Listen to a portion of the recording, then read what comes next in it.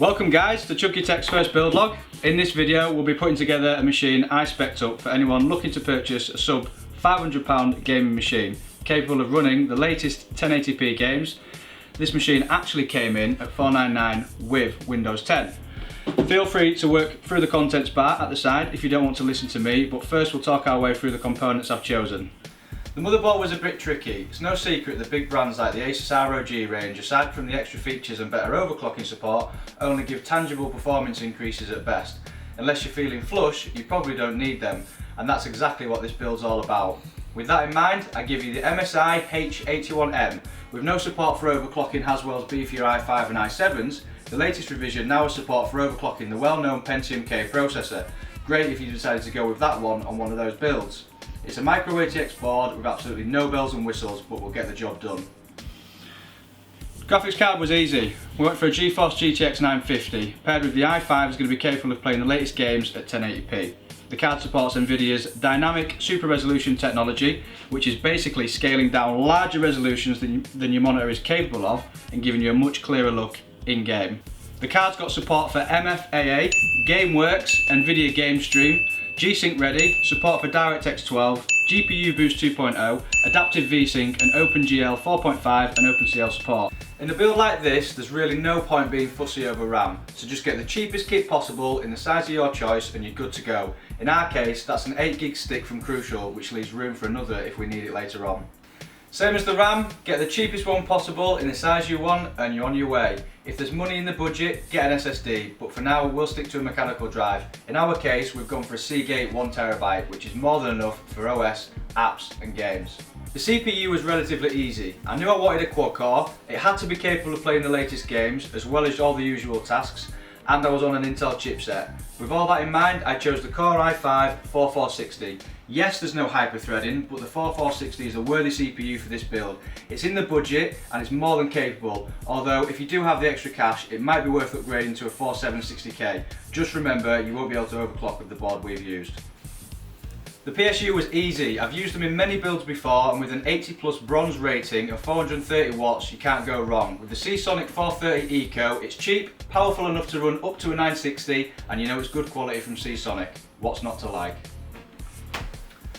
Windows 10 is the latest offering from Microsoft. We've managed to get it into the £500 budget, and it has support for DirectX 12. What's not to like? And finally, the ThermalTake Versa H15. It's a MicroATX case with a side window so you can show off all your new components. There's plenty of expansion for new fans and radiators, and also comes with a rear exhaust fan. First we clear our workstation down. We're building on top of the ModMat Xtreme, which you can check out in the link below. You can of course do this on any non-static surface. I always start by removing both side panels for easier access to all the components and storing them back in the case box in between the foam to stop them from getting scratched. I also use a magnetic parts tray to hold any screws. It makes things much easier than having them laid all over the place.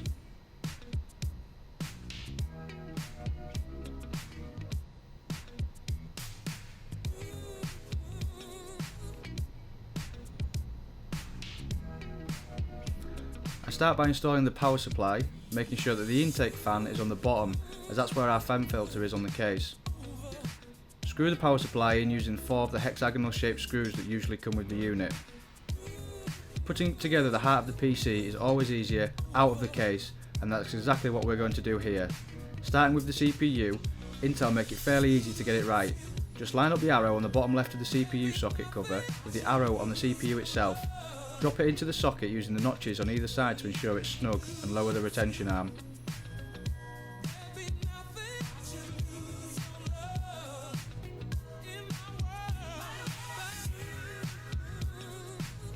Next is the RAM. It's usually good practice to use the slots furthest away from the CPU socket to ensure maximum clearance for CPU heatsinks when using anything other than the standard one that comes bundled with the CPU. Line up the notch on the stick of RAM with the notch on the RAM slot and firmly press down on each end of the stick until it clicks into place. We're using the Intel stock cooler, which has pre-applied paste. Orientate it the correct way so the fan header is closest to the fan connector and drop the lugs into each of the 4 holes on the board. Push down on each lug in a cross pattern to make sure you get even placement of the thermal paste. Plug the fan connector into the header and you're done. It's always a good idea to test your components before building the entire thing, so now would be a good time for you to do that. We've already done it, so we'll move on to getting the case ready for the motherboard placement. I start by moving all the cables into the back side of the case for management later.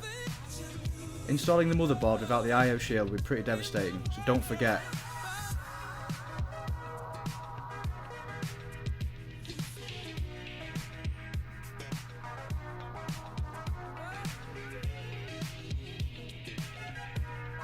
Usually easier with the PC on its side, first thing is to install the motherboard standoffs. These are usually the bronzy coloured hexagonal screws with an internal thread. Make sure you know which holes they need to be in and screw them all into place. Sometimes it helps to hold the motherboard over the holes to make sure you're getting the right ones. Once that's done, align the board and screw into place. The motherboard screws are usually the smaller threaded screws with washer heads on them.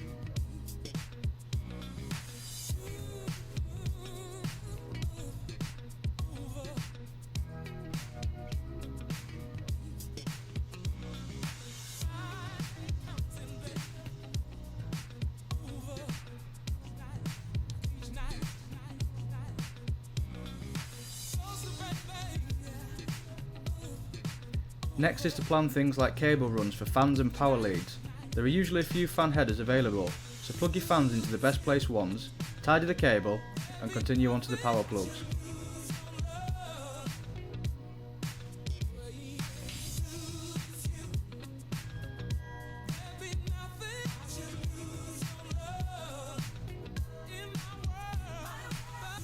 Using the provided hard drive slots, attach each one onto either side of the hard drive and slide into whichever slot suits you.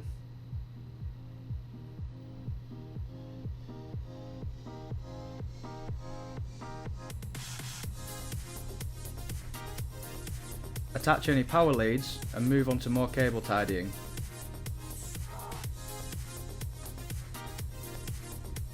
A biggie for me, even in cheaper builds such as this, is being able to see cables where you don't want to see them, so make use of any cutouts and holes to redirect the cables you need to use. Plug in the USB header leading to the USB slots on the front of the case, as well as the audio, then move on to the front panel I/O.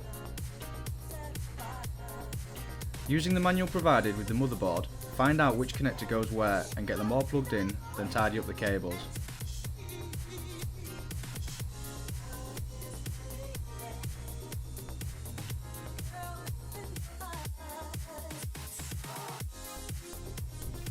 Now onto the part most gaming enthusiasts will love the most, installing the graphics card.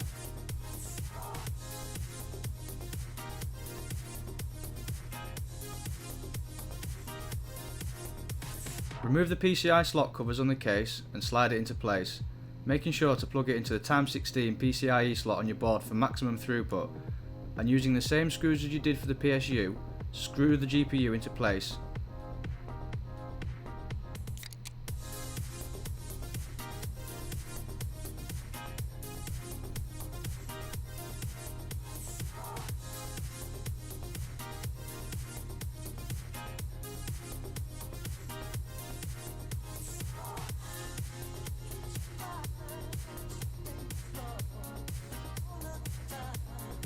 Plug in the 6-pin connector from the power supply and you're nearly done.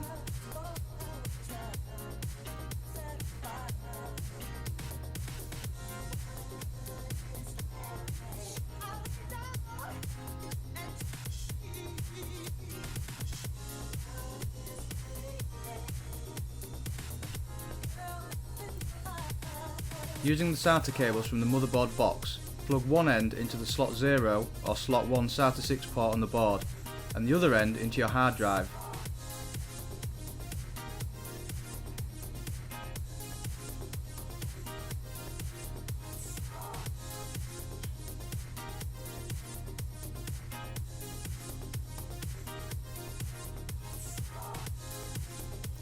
Finish up cable management on the back side of the case, put your panels back on, and it's time to get Windows installed.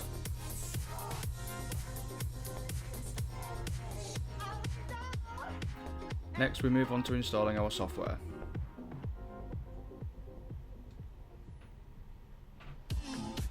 we head over to 99.com to install all of our usual applications, including Steam.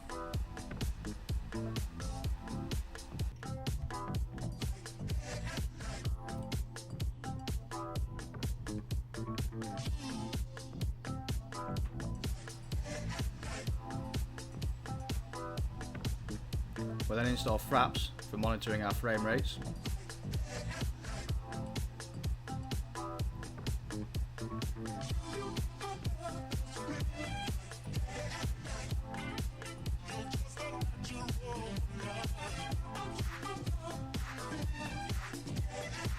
And finally get our games installed.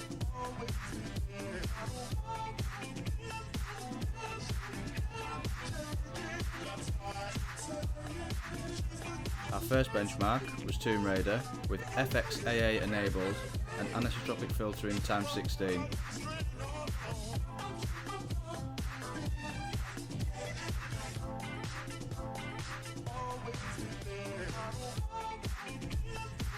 Secondly, we went with Battlefield 4. Again, no anti-aliasing, but anisotropic filtering ×16.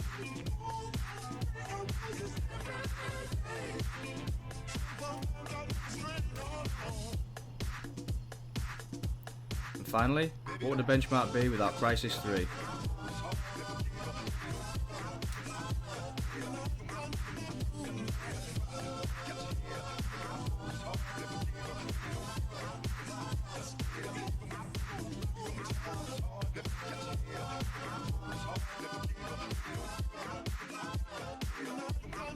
We received a Firestrike score of 5295, very respectable considering the cost of this build.